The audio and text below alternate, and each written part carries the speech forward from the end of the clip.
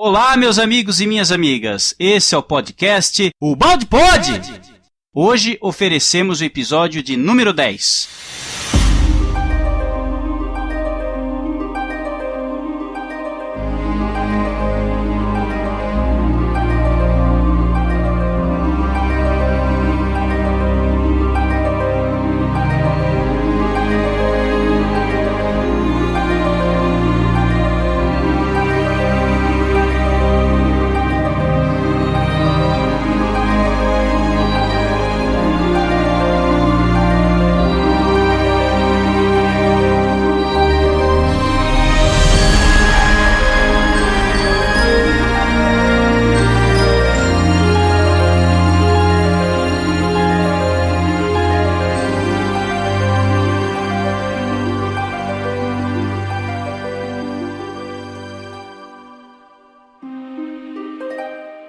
Meus amigos, o que vamos afirmando nessas palestras não está baseado no ar, ou é fruto só de uma escola filosófica, ou de uma opinião pessoal.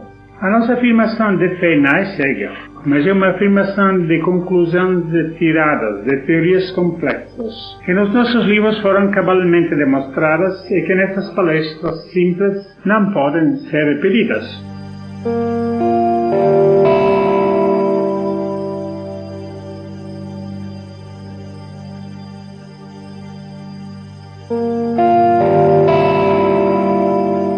Aqui quem fala é o Tom, do Grupo Balde Brasil, e é uma alegria enorme estar aqui com vocês.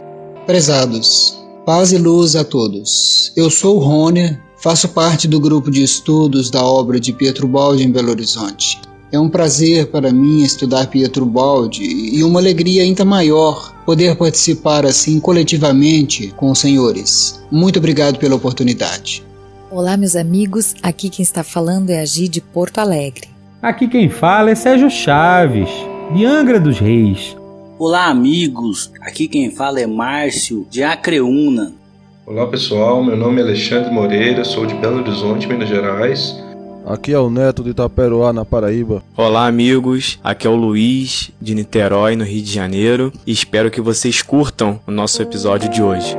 E neste podcast faremos o estudo do capítulo 10, intitulado Aparências e Realidades, da obra A Lei de Deus, do professor Pietro Baldi.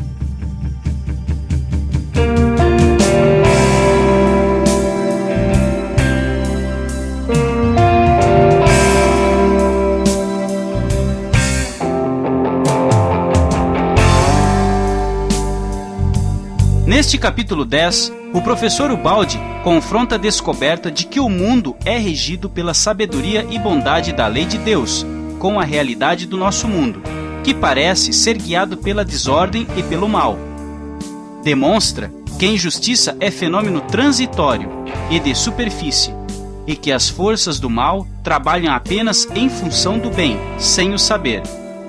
De fato, a revolta contra a ordem permitida por Deus não consegue subverter essa ordem, mas só o arrasta para seu dano, e através dele desperta-o das ilusões humanas. A realidade é que o verdadeiro poder está nas mãos dos honestos, que pelo fato de obedecerem à lei, por ela são protegidos. Assim, conta-nos Ubaldi que além do funcionamento físico, o universo é moral, e é a presença de Deus que impulsiona e dirige a evolução, reorganizando tudo.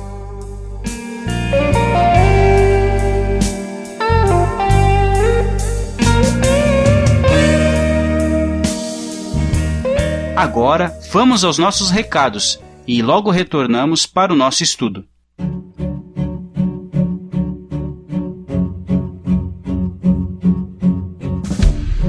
Alô, pessoal, aqui é o Adail, de Matão. A gente tem um centro de estudos do Baldianos de Matão. Vai ser um grande prazer estar convivendo com vocês aqui através do Balde Pod. Fiquem com Deus, um grande abraço e que a gente possa se manter sempre em comunicado.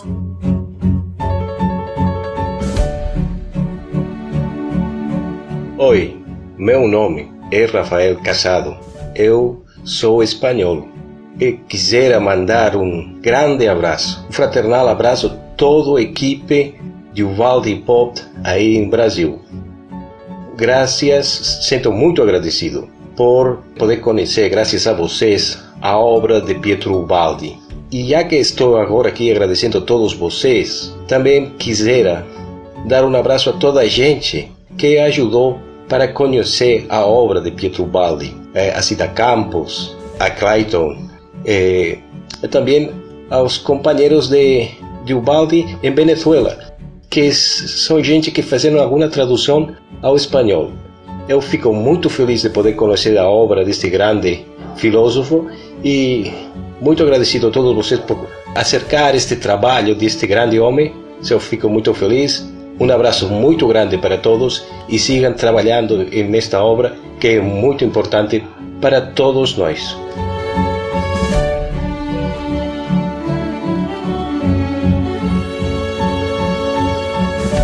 Agradecemos a divulgação dos nossos podcasts aos seguintes amigos: Elton Santos, Flávia Mesquita, Kátia Brinco, Nádia Leite, Zeneide Silva, Vitor Braga e Maritza Fagundes.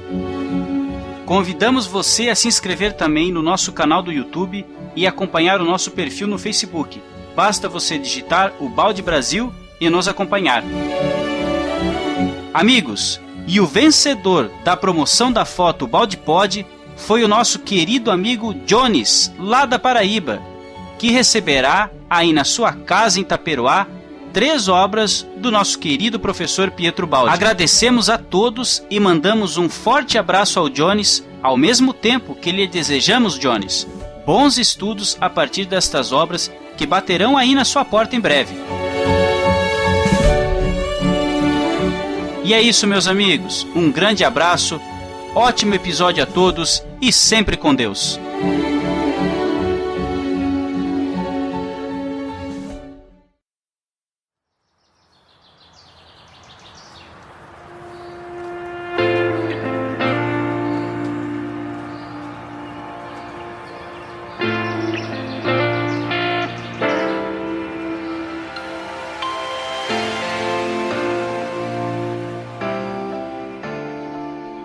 Capítulo 10 Aparências e Realidades.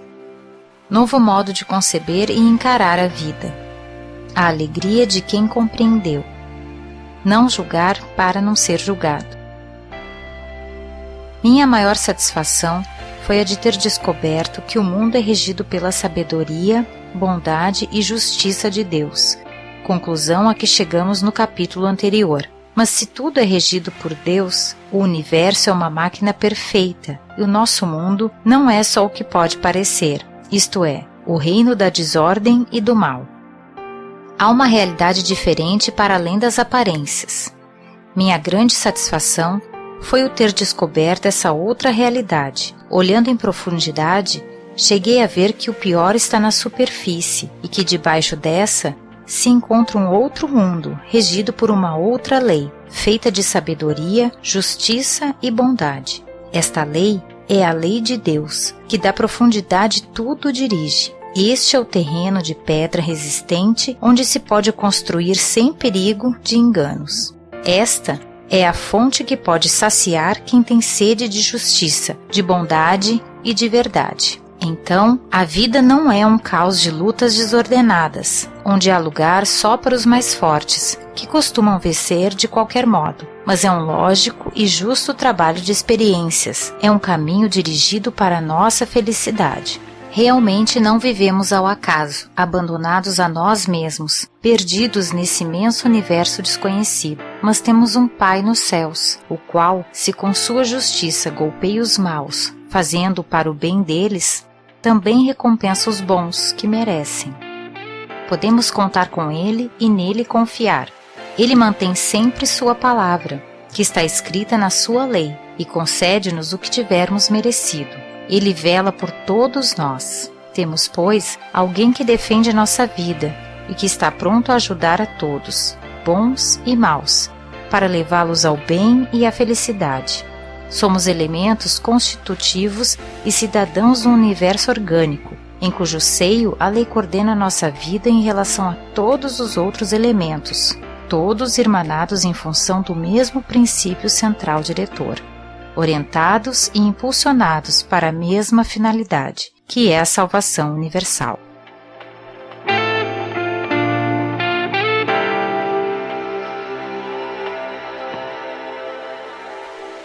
Pietro Baldi é uma chama que arde na noite dos milênios. Bem, o poder de síntese de Ubaldi é magnífico, tornando muito difícil a nossa tarefa de selecionar o que dizer do que não dizer. Cada frase dele suscita profundas reflexões.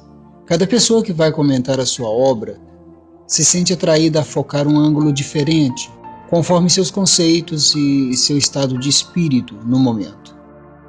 No primeiro parágrafo, eu gostaria de destacar a comprovação que Ubaldi fez da existência de uma realidade diferente, além das aparências.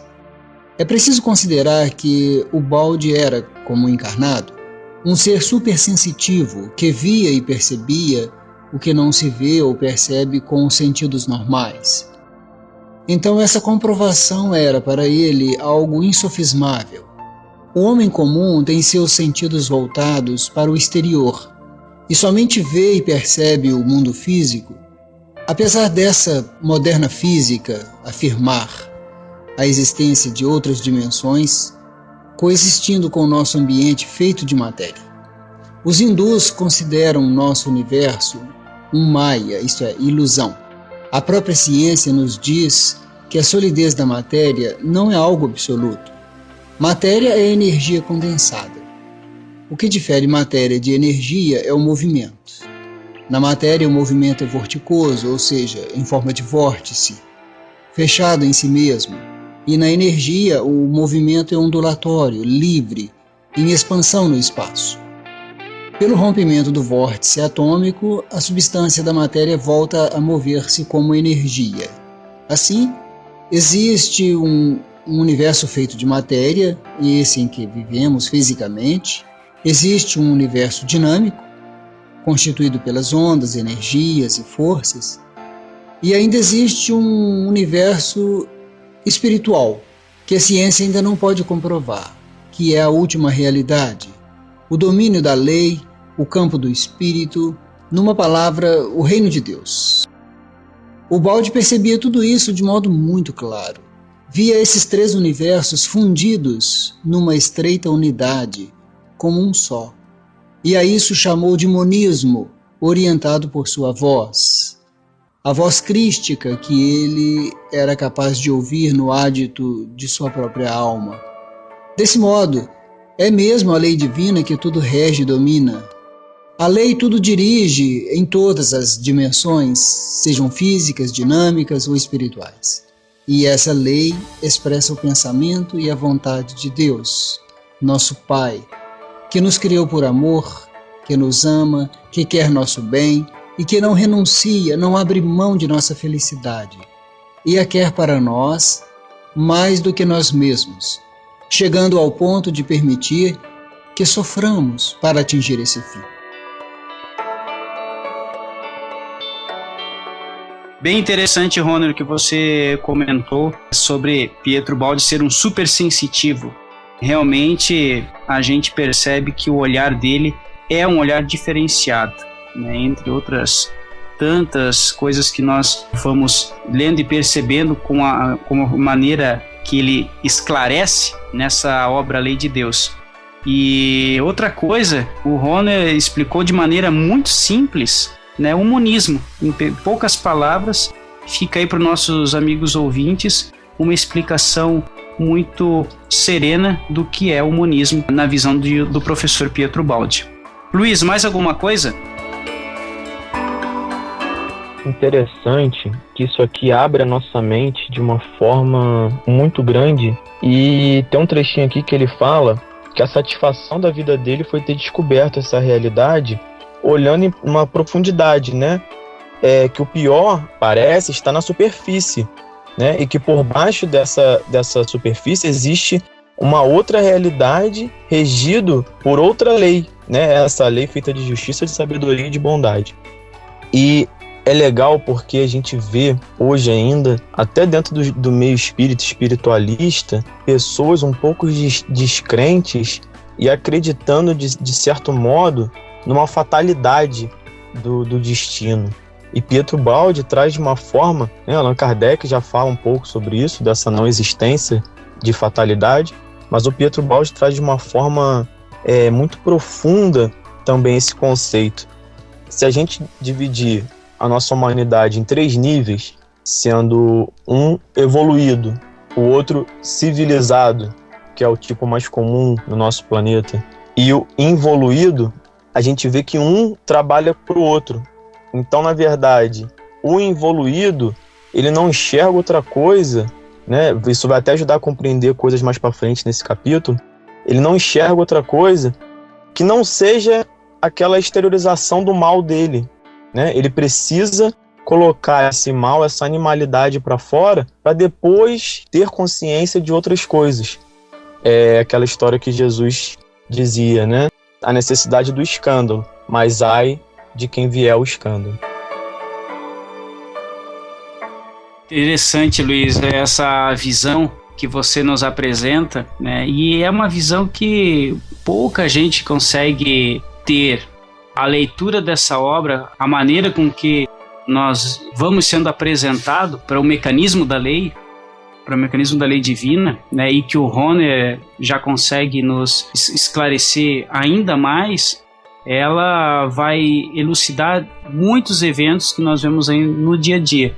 Mas é necessário um esforço aí inicial, né, de cada um para iniciar as leituras, os debates, um grupo de estudo como, né, o nosso aqui, por exemplo. Tudo fica mais interessante e a proposta que você nos apresentou desses 3 seres, do evoluído, do involuído e do civilizado, ela é maravilhosa, muito bom. Gostei mesmo. O que você acha, Alexandre? Então, eu queria acrescentar que no início do capítulo eu acho muito interessante que o Baldi já começa a jogar por terra aí um grande argumento ateísta, né, que é que o mundo parece uma desordem e parece que o mal domina, né? Então ele vai construindo através de toda a sua obra e até mesmo desse capítulo essa questão de que tudo é ordenado, existe uma lei, existe um cara lá em cima olhando por nós, né, a todo momento. Então isso é muito bonito, isso é muito importante assim, para os dias atuais, onde as pessoas estão caindo na descrença e enxergando na frente simplesmente, somente o mundo material, né?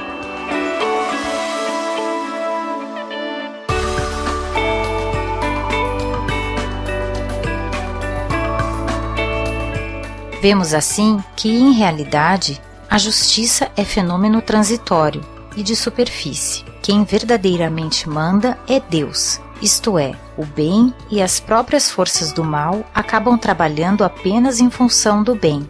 E se é Deus quem manda, quem na realidade reina e tem de vencer, não o faz pela força, mas sim pela justiça. Não há força que possa impor-se violando esta lei. Mais cedo ou mais tarde, cada um acaba recebendo o que merece. A revolta contra a ordem, permitida por Deus, não consegue, como o homem quereria, subverter esta ordem para sua vantagem, mas só o arrasta para seu dano. Como quem faz o bem tem de receber sua recompensa, assim, quem faz o mal tem de pagar com seu sofrimento. Esclarecer tudo isso, como estamos fazendo, se representa um aviso para os maus, não há dúvida que constitui um grande consolo para os bons. Desloca-se assim completamente o conceito da vida. O mais forte é Deus e quem está junto dele, porque vive conforme sua lei. O verdadeiro poder não está nas mãos dos prepotentes e astutos, como parece ao mundo, coisa incrível para quem não sabe ver além das exterioridades. O poder está nas mãos dos honestos que, pelo fato de obedecerem a Deus, com ele colaboram e são por ele protegidos. Podemos assim ter confiança na vida, porque ela está sempre bem dirigida por quem tudo sabe, mesmo quando ela se encontra repleta de ignorância. Está bem comandada pela divina bondade, mesmo quando somos maus. Está sempre dirigida para o nosso bem e felicidade, mesmo quando vivemos na dor.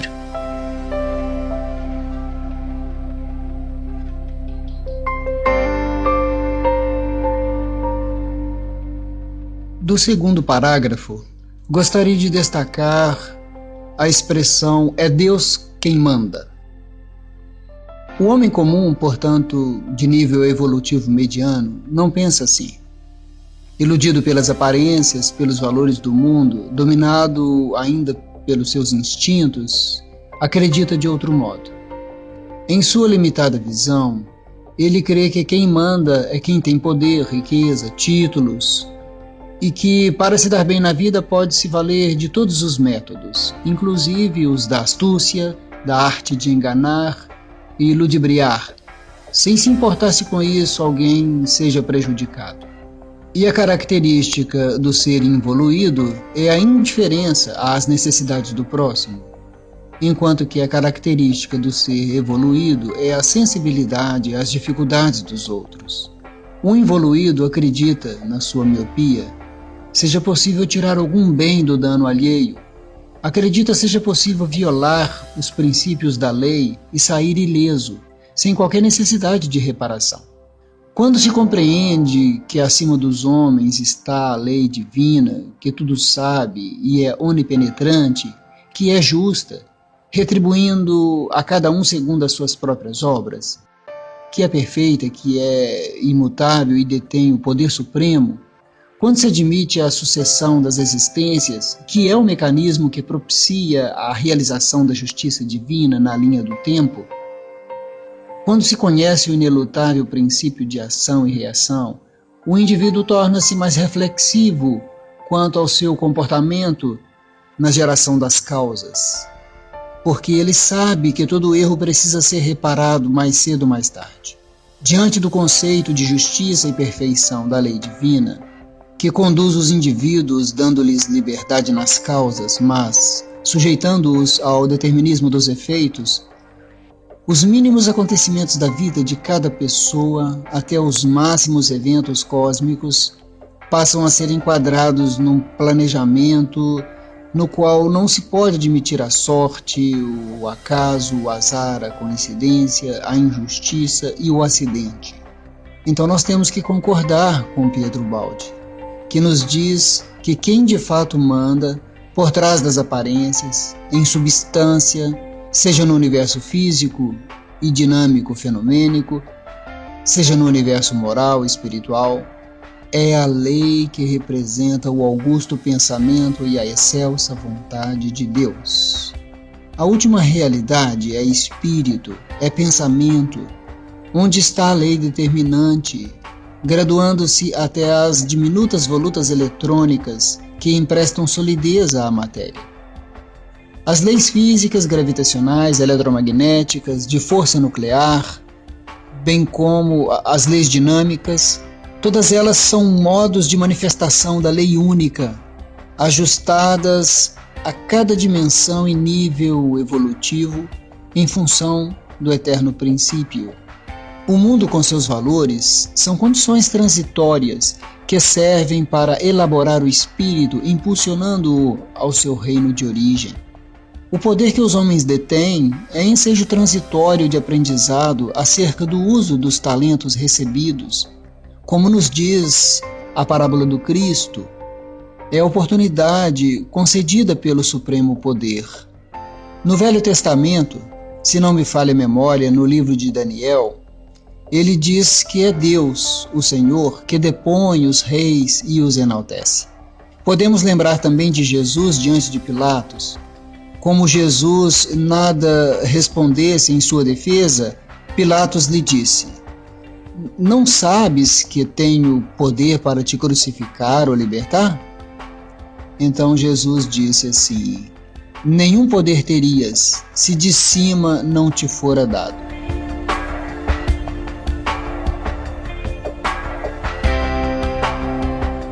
Pessoal, voltando então a essa bela e emocionante explicação do Hohner, né, que foi muito importante, porque numa primeira leitura pode soar estranho quando o professor ele escreve, né, e fala que quem manda é Deus. Então muito importante essa explicação aí do Hohner explicando, né, o que é que quis dizer exatamente quando o professor escreve quem manda é Deus, né.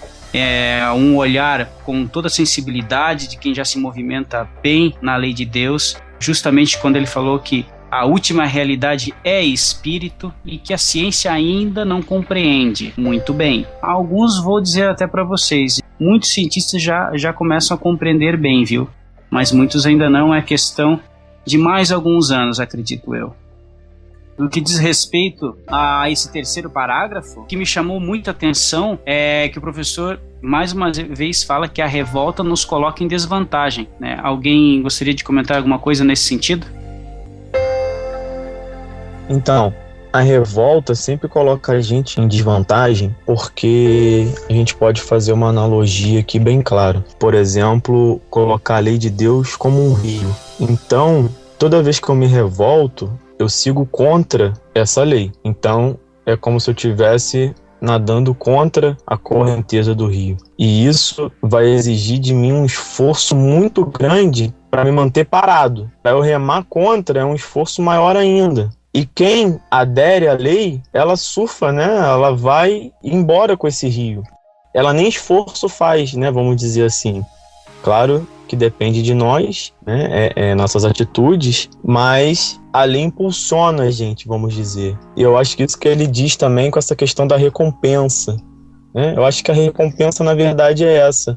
Porque quando você adere à lei, você segue mais rápido até o telefinalismo que ela leva, que é o que o Baldi fala aqui, direto nesse capítulo de salvação, de redenção.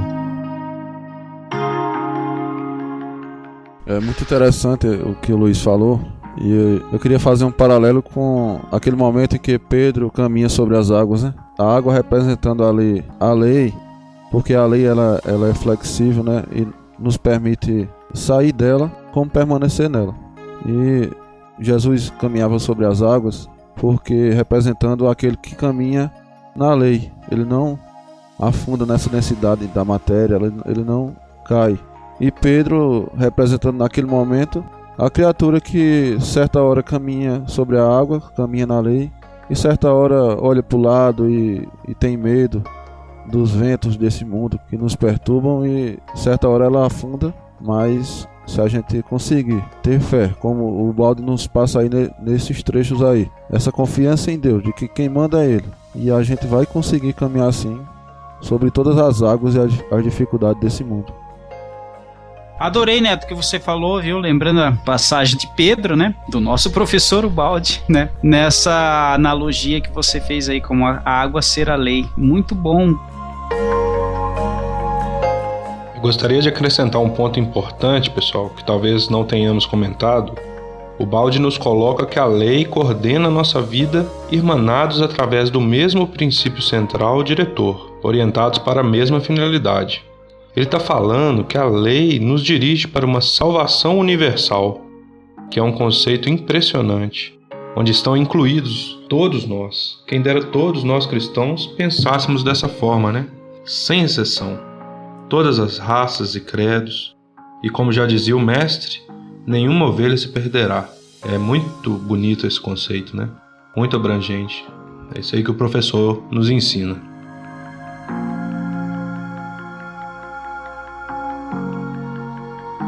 É isso aí, Alexandre. Uma das ideias desse nosso trabalho é que todas as pessoas aí, independente da religião que professa, possam estar parando para pensar nisso aí que você está ressaltando, que te chamou muita atenção.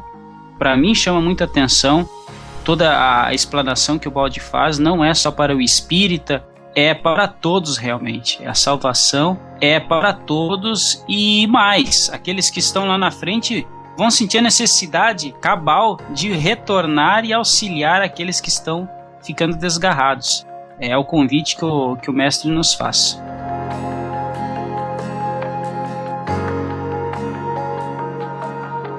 Quanta luz e alegria de otimismo pode espalhar ao redor de si quem compreendeu tudo isso. E quem se sente alegre não pode renunciar à satisfação de comunicar aos outros essa sua alegria. Por isso, nunca nos cansaríamos de explicar estes conceitos, de demonstrar e confirmar essas verdades, para que os outros também tomem parte nesta festa.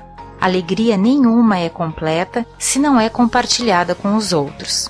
Vamos assim, sem querer, explicando sempre mais o conteúdo da nossa obra e seu objetivo. Nossa luta é só para vencer o mal que inunda o mundo, com as armas da inteligência, da sinceridade e da bondade.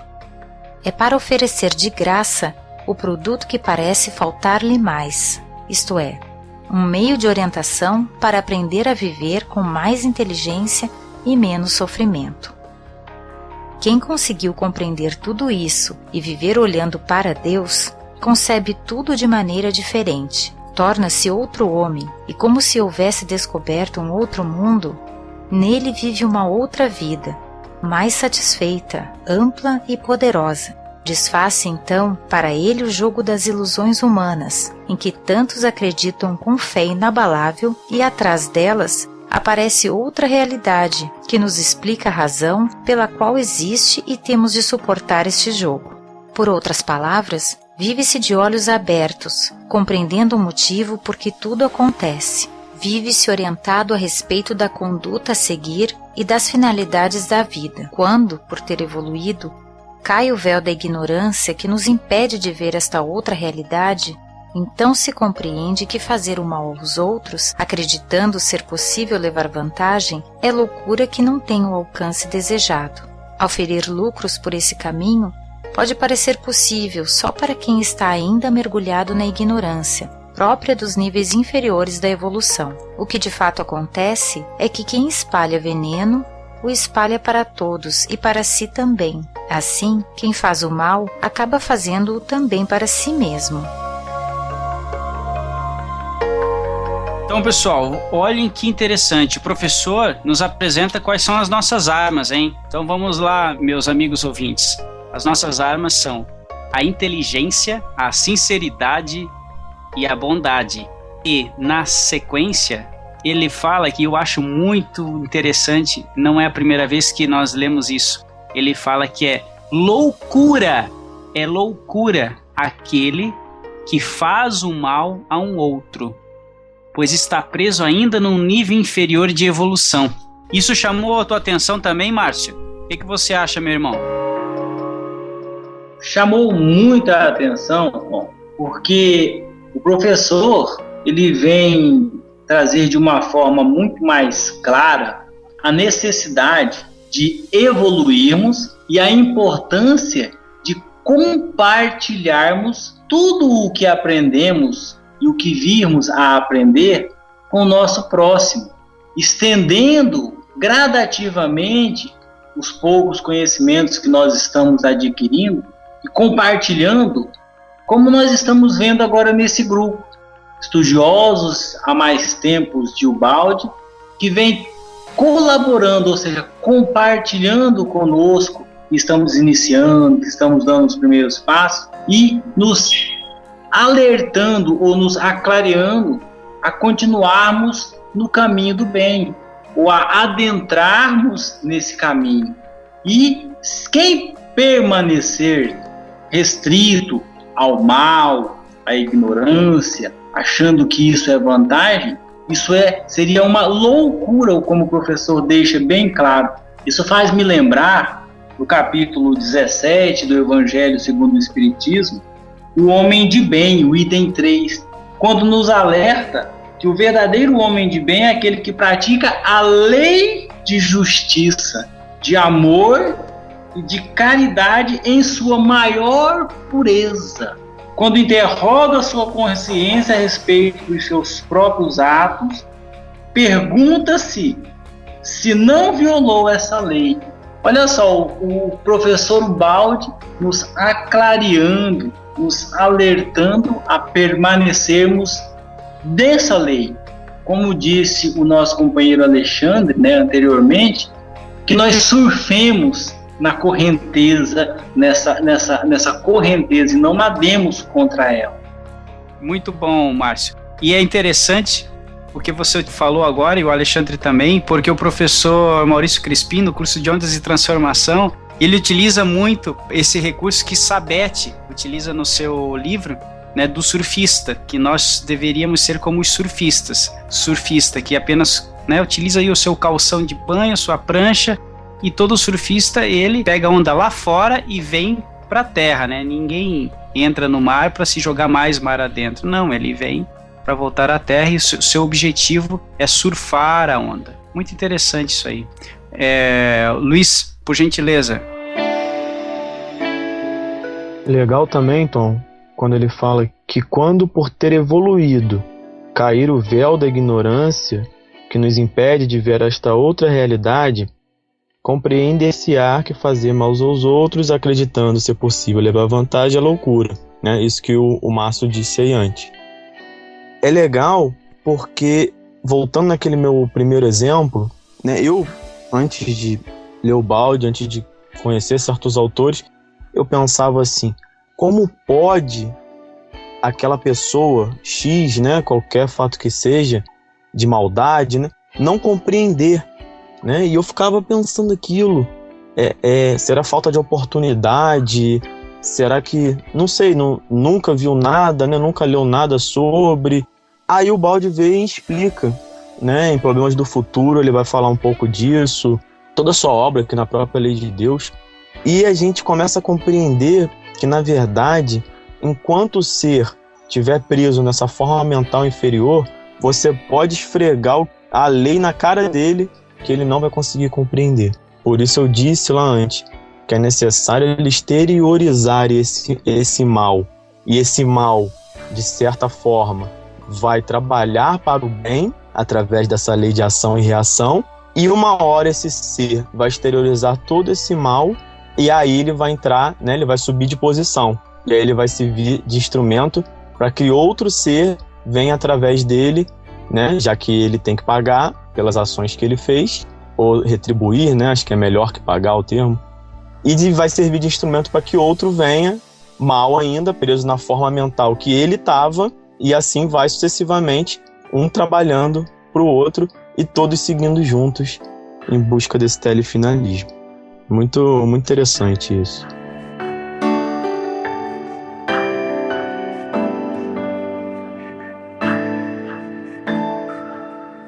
Não há somente um funcionamento físico e dinâmico, mas também um funcionamento moral e espiritual do universo, com as suas leis exatas e fatais, como são as leis do plano físico e dinâmico que a ciência estuda. O universo em que moramos está construído de maneira tal que seria grande erro dizer que um determinado dano não nos interessa por não ser nosso. Não é possível isolar-se de coisa alguma no universo. Queiramos ou não, estamos irmanados à força no mesmo mundo, respirando todos uma mesma atmosfera de fenômenos, sejam físicos, dinâmicos ou espirituais, entrelaçados entre si, de maneira que qualquer movimento ecoa e se repercute em todos os sentidos, e não pode parar, enquanto não atingir seus últimos efeitos. Não existem compartimentos estanques, divisões absolutamente trancadas, que possam parar uma vibração, uma vez que esta seja posta em movimento. Não é possível construir paredes suficientemente fortes que possam separar seres feitos da mesma vida e sujeitos à mesma lei. Paredes capazes de isolar a nossa vantagem da vantagem dos outros, ou o nosso dano do dano dos outros. Tudo, enfim, se precipita na mesma atmosfera, de onde cai a chuva para todos. No 6º parágrafo, gostaríamos de destacar a frase: não é possível isolar-nos de coisa alguma no universo.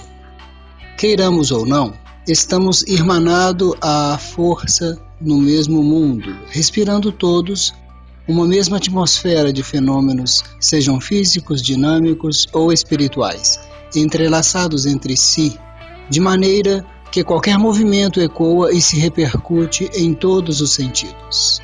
Pois bem, esta é a frase que nós pretendemos comentar agora.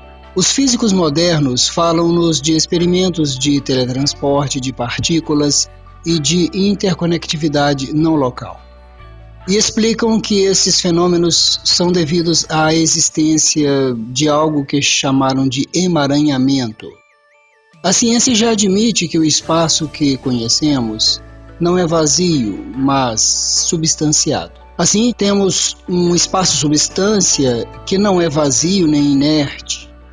É no seio desse espaço-substância que ocorre a gênese da matéria. A verdade é que há uma indestrutível e eterna substância que pode passar involutivamente do estado de puro pensamento ao de energia e desta ao estado de matéria e evolutivamente fazer o caminho inverso. Essa é a substância do todo, o último e irredutível elemento da realidade. É Deus, centro do ser, princípio e fim de todas as suas transformações. Estamos todos interconectados porque somos fisicamente, energeticamente e espiritualmente feitos dessa substância. Essa substância satura tudo o que existe, tudo penetra, tudo envolve. Imaginemos um bloco de gelo boiando no oceano. Ora, mas o gelo é, mais acima, também água, da qual não se diferencia substancialmente. E mais acima ainda é vapor. E, se subirmos mais, é combinação de elementos químicos invisíveis dispersos no espaço. E esses elementos químicos resultam do movimento de algo ainda incompreensível para nós, mas que em última realidade torna-se um conceito, um pensamento, outra forma de ser da substância divina. Todo o universo está mergulhado nessa substância. Essa experiência de não localidade, que se realiza transcendendo a dimensão espacial e as leis da física mecanicista, somente é possível graças à existência dessa substância. Esse experimento também nos remete ao conceito de interconexão de todos os seres e de todas as coisas que existem, cuja essência é una. Todas as formas físicas existentes representam alterações de movimento dessa substância essencial. No campo moral, corroborando esses conceitos de Ubaldi, no capítulo 77 do livro Fonte Viva, o Espírito Emmanuel nos diz que todos os triunfos que iluminam a Terra e todos os fracassos que a obscurecem nos pertencem de algum modo. E podemos citar também a frase de Cristo: Deus faz nascer o seu sol sobre maus e bons e faz chover sobre justos e injustos. Obrigado. Ok. Sérgio, o que você está achando desse capítulo? Diz aí, meu irmão. Meus amigos, esse parágrafo para mim me chamou muita atenção. Voltando até o que o Ron já comentou, nós somos um ser orgânico, mesmo aqui na matéria, nós vivemos todos entrelaçados. Então, um que prejudica a todos. O mal que eu causo, eu não causo só a mim, eu causo a todo o organismo da humanidade. E o bem também, da mesma forma, age do mesmo jeito. Se eu causo bem, eu também faço um bem a todos. Então, esse parágrafo é muito interessante, né? Porque realmente o Ubaldi dá essa ideia de organicidade. E me lembrou também o filósofo e espiritualista Huberto Holden, catarinense, né? Que no seu livro Por que Sofremos, ele tem essa mesma visão de Ubaldi, da organicidade da humanidade. Ele diz assim: o indivíduo humano não é um átomo isolado e separado do organismo da humanidade. É uma parte integrante dela. Por isso, sofre a parte por outra parte ou pelo todo. Nenhum homem é mal sozinho. O seu ser mal faz mal a todos. Nenhum homem é bom isoladamente. O seu ser bom faz bem a todos.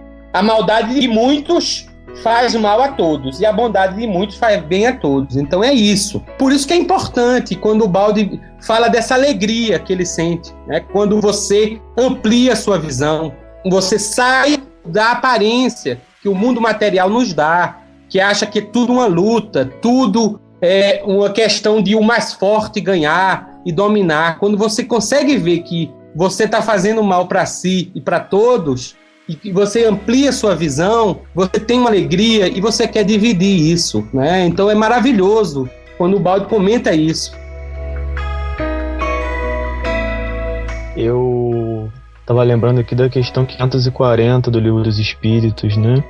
Onde tem um trechinho lá no finalzinho que os espíritos vão dizer a Kardec que do átomo ao arcanjo tudo se encadeia na natureza por elos que a gente ainda desconhecia. Mas isso em 1857.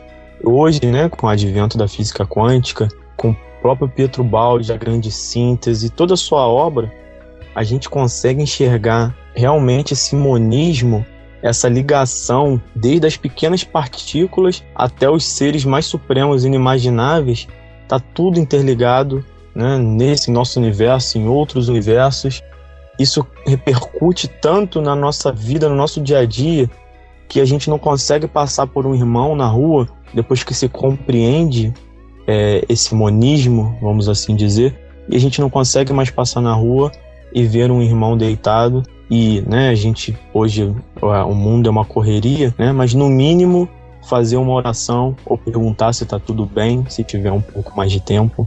E aí a gente passa a respeitar e a gente entende até São Francisco, né, com esses conceitos, porque a gente passa a respeitar a natureza, os animais, enxergar tudo de uma forma diferente, né? E isso é lindo, como o Baldi traz isso pra gente.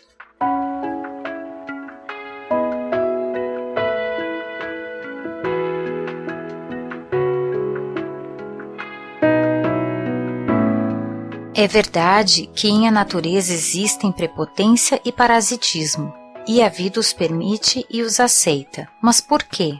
A vida age assim não para a vantagem do vencedor, mas da vítima, e por este caminho, lutando, lhe ensina a conquistar para si o seu lugar no mundo.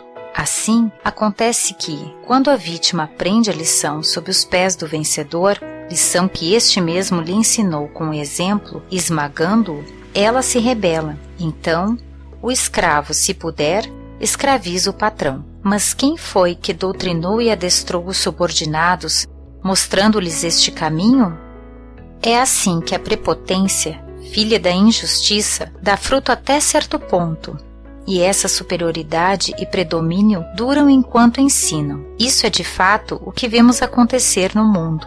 O que sustenta tanta luta é tão somente a antevisão da vitória. E a razão dessa luta contínua é o fato de ela, em si, constituir uma escola para desenvolver a inteligência, até se chegar a compreender que a vitória antevista é uma ilusão, mas, na verdade, serviu como estímulo para que o indivíduo alcance o objetivo da vida, que é o progresso.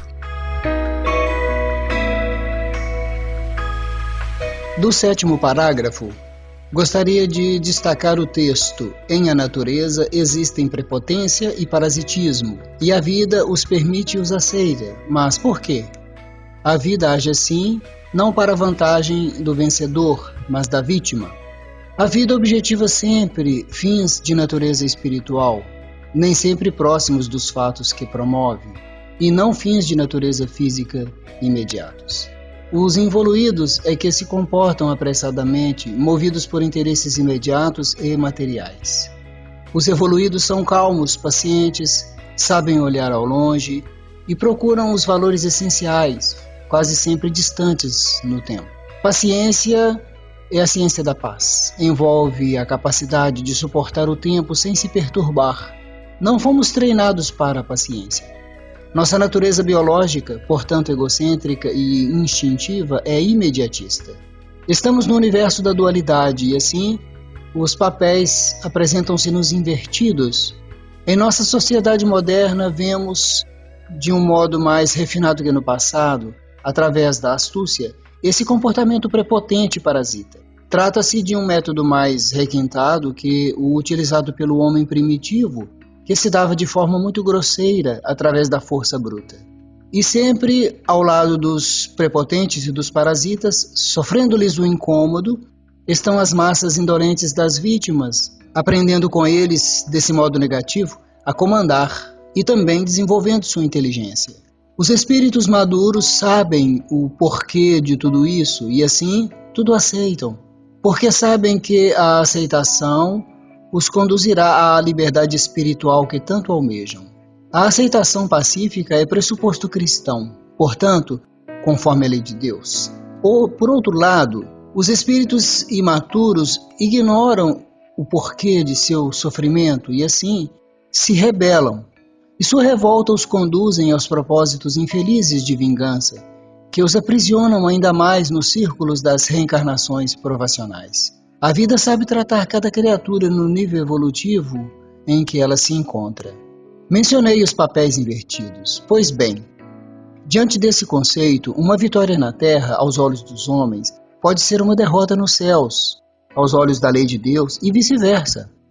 Uma derrota na terra, aos olhos dos homens, pode ser uma vitória nos céus, aos olhos da lei. Em tudo, precisamos ressaltar: o que prevalece é a lei de Deus e seus princípios. Tudo o que nos acontece na escala evolutiva, seja de bom ou de mal, conforme a nossa visão, termina por nos ensinar alguma coisa. A lei de Deus, que personifica sua excelsa vontade, sabe converter toda negatividade em positividade, sabe tirar um bem eterno de todo mal temporário. Obrigado.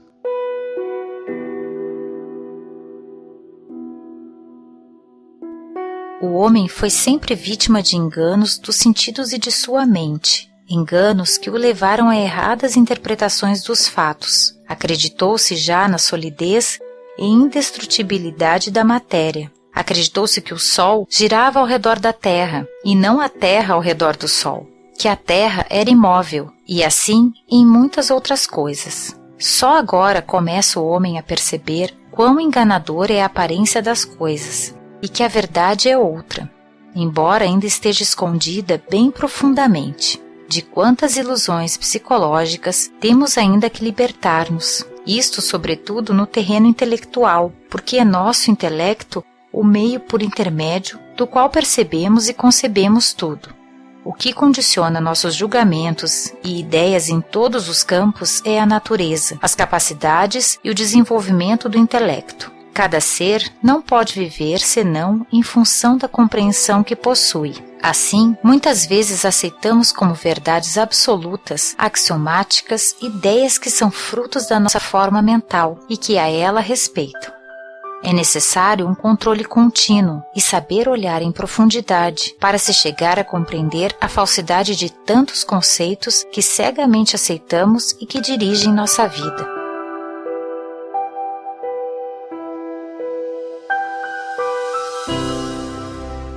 O 8º parágrafo. Meu Deus, quanta beleza e riqueza de conceitos. Exclama o balde: de quantas ilusões psicológicas temos ainda que libertar-nos? Exclamação essa que soa como uma indagação. Cremos que precisamos nos libertar de todas as ilusões psicológicas que nos impedem de perceber claramente a verdade.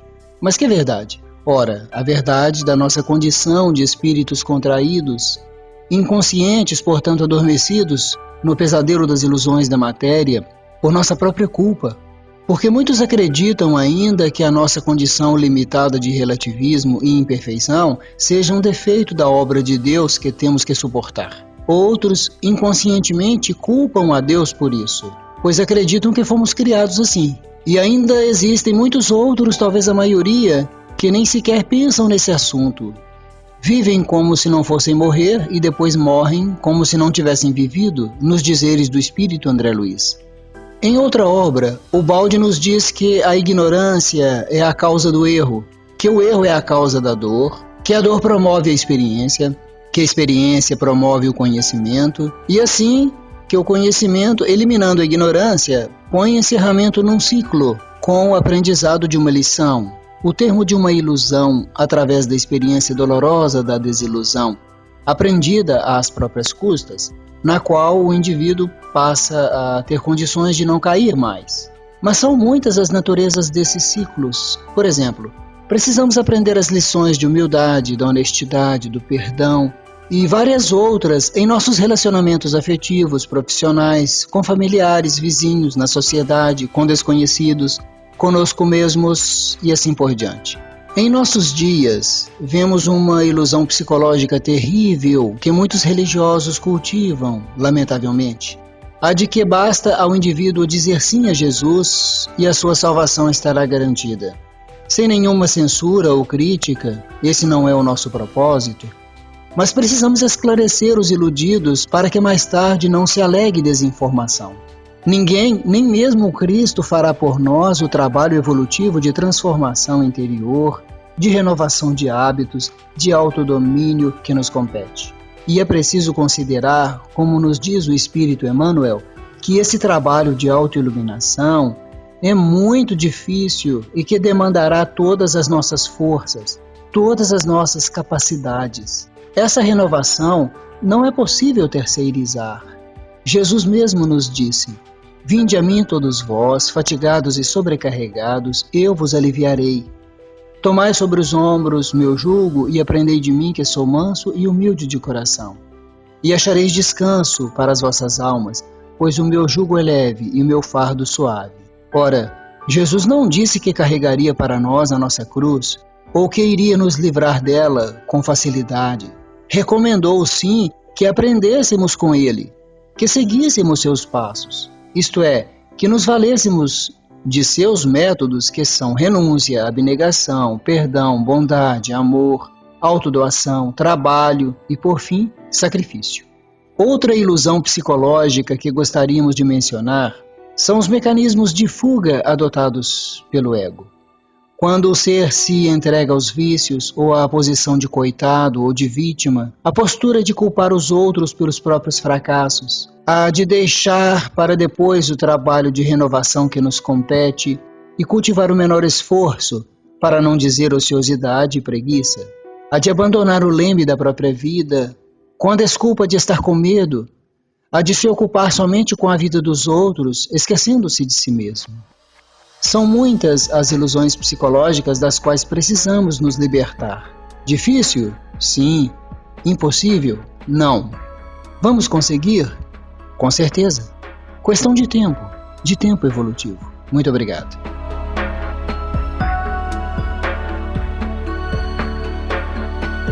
Cada um julga com os elementos que possui. Quanto mais somos ignorantes, menos elementos possuímos. E quanto menos elementos possuímos, mais rápidas e absolutas são nossas conclusões. Ao contrário, quem possui mais conhecimento e, com isso, mais elementos para julgar, não chega a conclusões simplistas, rápidas e absolutas. Logo, quem mais se aproxima da verdade é quem julga lentamente, sem absolutismo, mas com profundidade. Então, quem julga, lançando seu julgamento sobre os outros, em última análise, julga a si mesmo e com seu julgamento se revela. Pelo fato de ele não poder julgar, senão conforme seu tipo de pensamento e natureza, com seu julgamento são descobertos seu pensamento e sua natureza. A melhor maneira de se chegar a conhecer uma pessoa é a de observar os seus julgamentos a respeito dos outros.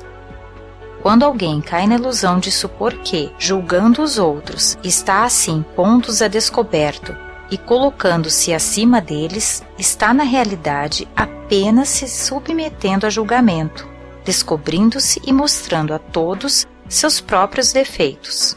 O mundo em que vivemos é muito diferente do que parece por fora, daquilo que a maioria julga ser real. Quem faz o mal aos outros, o faz a si mesmo. Quem julga está sendo julgado. Apesar da tentativa do homem de contraverter a lei da justiça para sua vantagem, a justiça o vence, se assim ele o merecer, e desse modo, sempre. Esta é uma constatação que estamos fazendo, mas a essa altura poderíamos perguntar: como é possível tudo isso? Como acontece essa retificação? Qual é a mecânica desse fenômeno? É tudo devido à lei, cuja presença nunca nos cansaremos de salientar. Presença da lei quer dizer presença da vontade viva e ativa de Deus. O Pai Nosso que está nos céus não está ausente do nosso mundo, indiferente à nossa vida, vida que de súbito acabaria se não fosse sustentada por Ele, pela sua viva presença. Dentro da lei ou vontade de Deus, o homem é livre de movimentar-se, embora dentro de limites marcados. Por isso, dentro desses limites, ele pode agir de maneira diferente da que manda a lei. Nasce então, quando o homem não age de maneira concorde com a lei, a luta entre ele e Deus, um choque de vontades. Por um lado, a da criatura rebelde, para inverter tudo, de tudo tornando-se centro e dona, o que seria o caos, a destruição e a morte. E por outro lado, a vontade de Deus, para endireitar tudo, permanecendo ele centro e dono, o que é a ordem, a salvação e a vida.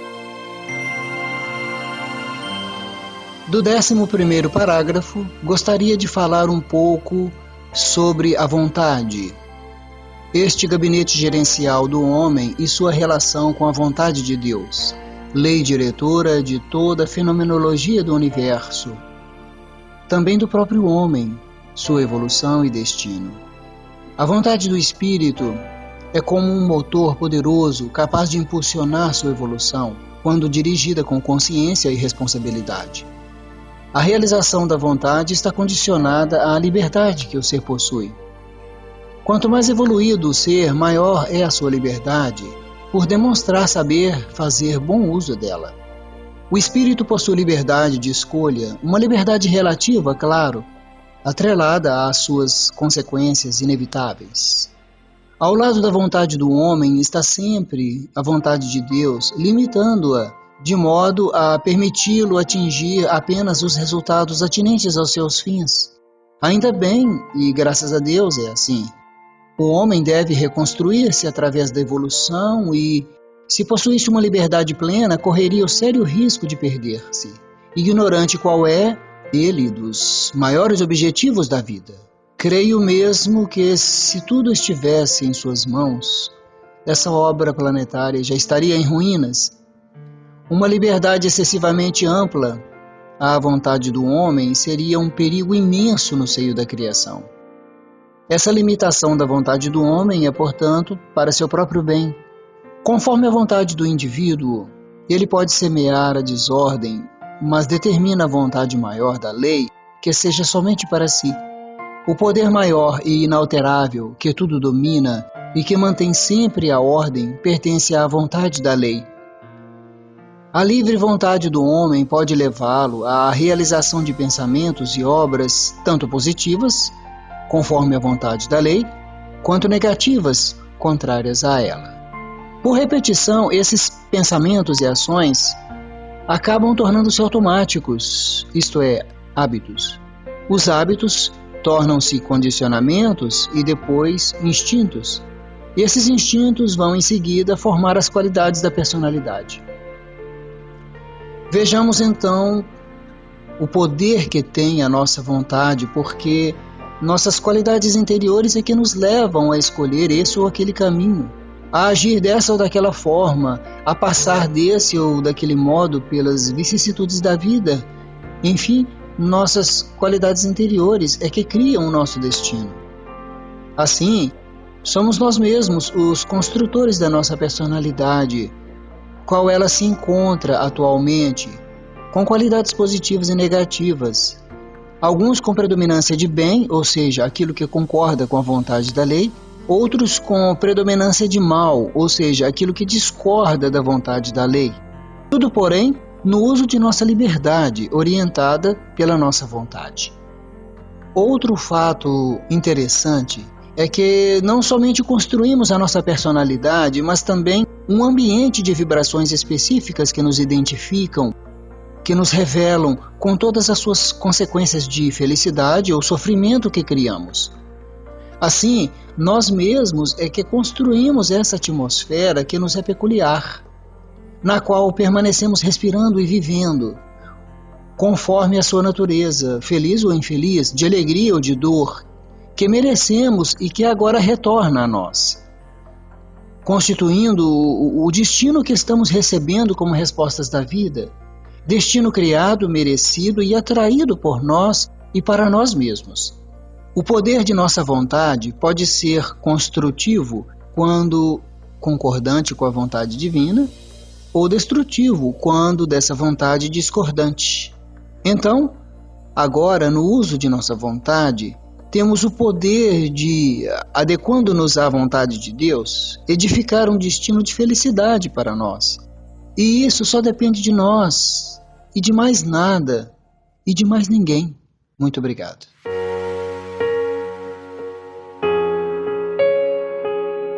Se a vontade de Deus, escrita na lei, não retificasse a todo momento o desvio que o homem tenta realizar fora do caminho certo, tudo acabaria na desordem. Na verdade, seria absurdo que a criatura pudesse substituir-se ao Criador na direção do mundo cujas leis profundas escapam à sua inteligência. Se a vida do homem não fosse dirigida por uma mente superior à dele, como organismo físico, como estrutura social, desenvolvimento histórico, como acesso espiritual, tudo no mundo teria fracassado há muito tempo. Se tudo o que significa rebeldia do homem à lei não fosse continuamente corrigido e devidamente orientado na direção certa para a salvação final, como poderia esta ser atingida, como tende absolutamente de o ser? Certamente não é o homem que pode dirigir o navio da humanidade através do oceano do tempo. Ele está perdido nos pormenores do momento, nas suas lutas e interesses particulares. Falta-lhe a visão para se orientar no caminho dos milênios. Assim, a lei, trabalhando de dentro para fora, da profundidade para a superfície, vai sempre suprindo os gastos que na vida se verificam, emendando os erros, retificando os desvios da criatura inexperiente. É a vontade de Deus que salva tudo, e não a vontade do homem. É ela que, na justiça final, reequilibra a injustiça do mundo.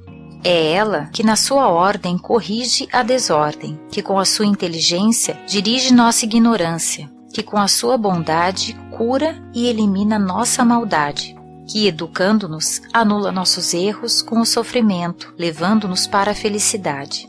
Esse fenômeno é devido ao que se chama imanência de Deus, que não existe só transcendente nos céus, mas também presente entre nós. Se assim não fosse, quem poderia salvar o mundo? Tudo estaria perdido.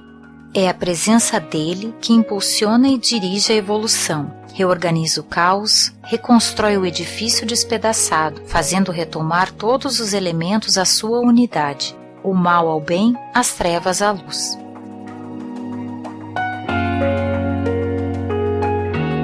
Agora surgiu uma coisa muito interessante, o Luiz Felipe vai me ajudar aqui, porque o professor Ubaldi fala do Deus imanente, a imanência de Deus, e a partir desse ponto, muitos conceitos vão surgir para a gente. Luiz Felipe, o que você pode falar nesse sentido aí para me auxiliar? Então, é legal quando ele vem e fala que é a vontade de Deus que salva tudo, e não a vontade do homem.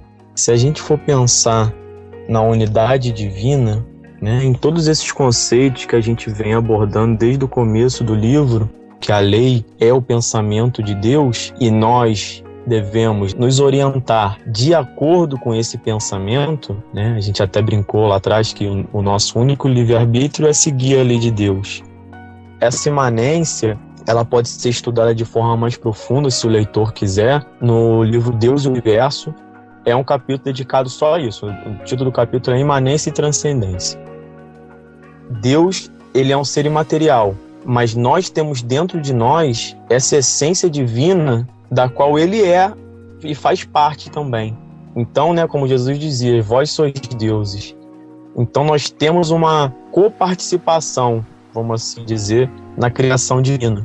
E essa imanência de Deus é como se Deus estivesse mergulhado, de certa forma, na matéria com a gente, levando a gente, né, com essa vontade superior, com essa lei que dirige tudo, de volta até a toda a organização que ele estruturou no começo dos tempos. Então, é um assunto realmente muito profundo. Não seriam dois deuses, na verdade, são dois aspectos da divindade, que é essa transcendência. Tem até uma brincadeira que a gente costuma fazer em algumas palestras, onde a gente pode dizer que essa imanência seria o panteísmo com algumas ressalvas. E essa transcendência seria o monoteísmo, né? Aquele Deus que está distante de nós. E quando a gente junta os dois, né, imanência mais a transcendência, a gente pode dizer que é igual ao monismo. Tudo abarcando o que está dentro do nosso universo e o que está fora, o que está dentro de mim e o que está fora. Então é bem interessante. Mas quem quiser pesquisar mais profundamente pode ir lá no livro Deus e Universo, que vai achar lá o Ubaldi falando bem melhor do que eu. Tá ok, vamos pesquisar assim Deus e Universo, então fica aí a dica para o amigo ouvinte, essa parte de Deus imanente, eu acho que vale a pena.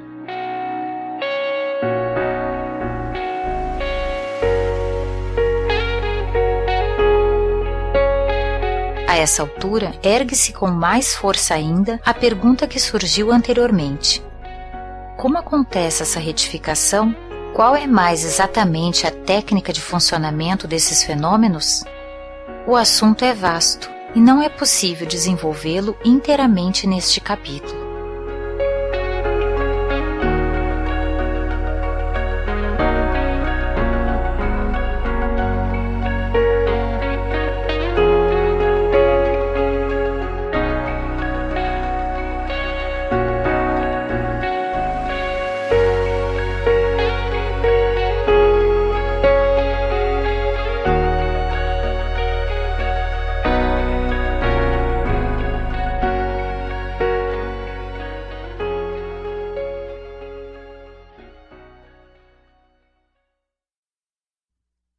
Olá, meus amigos e minhas amigas. Esse é o podcast O Balde Pode!